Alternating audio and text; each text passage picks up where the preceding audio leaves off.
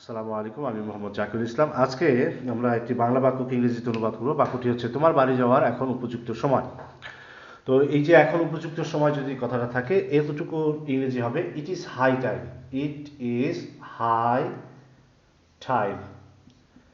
এরপরে যে কোনো সাবজেক্টের পরে ভার্বের past form you went home. বাক্যটি পাস্ট ফর্মে থাকলেও এটা বর্তমান সময়ের জরুরি অবস্থা বোঝাচ্ছে। It is high time you went home.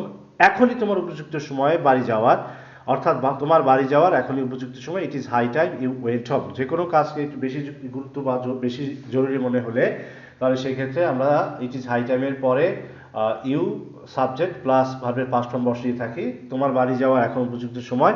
It is high time you went home. It is high time you went home. It is high time you went home.